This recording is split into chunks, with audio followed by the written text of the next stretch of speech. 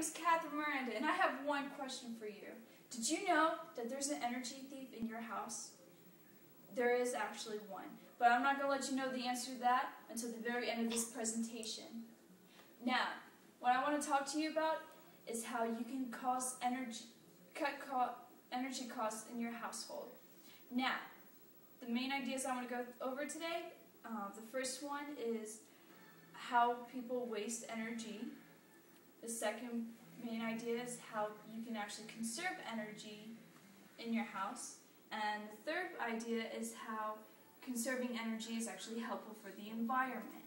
Now, let's go over to talk about the first thing, which is how people waste electricity. In an online poll survey, 64% of Americans admitted that they do not turn off their computers when they're not using it.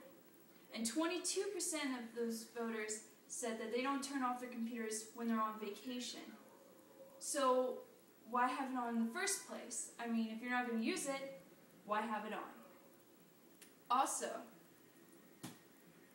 the average household American spends about $1,900 a year on utilities alone. Now, let's go over and talk about how you can conserve energy. One way to conserve energy is to this is an iPhone charger, and what you don't know is that when you have phone chargers plugged into your outlet, you might not know this, but even if you're not using it, it can still use up energy. So when you're not using it, make sure it's unplugged. Also, another thing is that if you leave your computer on standby, it doesn't really conserve that much energy. So when you're not using it, make sure to have it turned off. Also,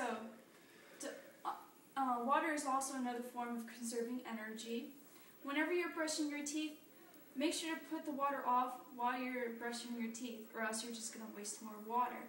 And also, while you're in the shower, just cut the time you're in that shower, just shorten it. You're only supposed to really be in there for about 2 to 3 minutes.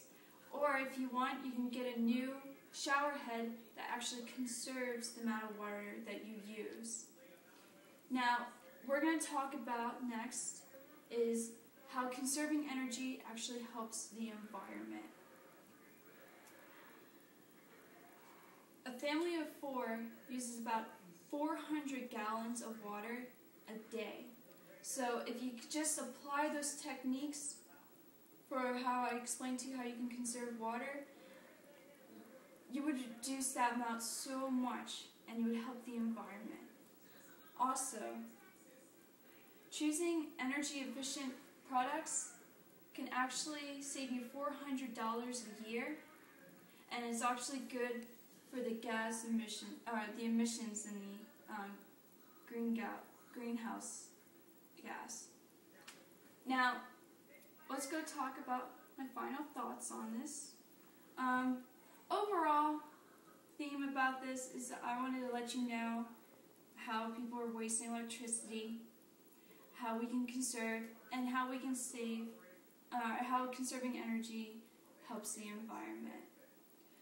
So I'm going to finally answer that question. So who's the energy thief?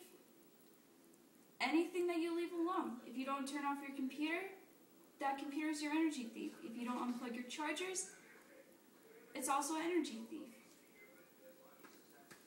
Now, my final thought to this is, are you going to let this energy thief stay in your house?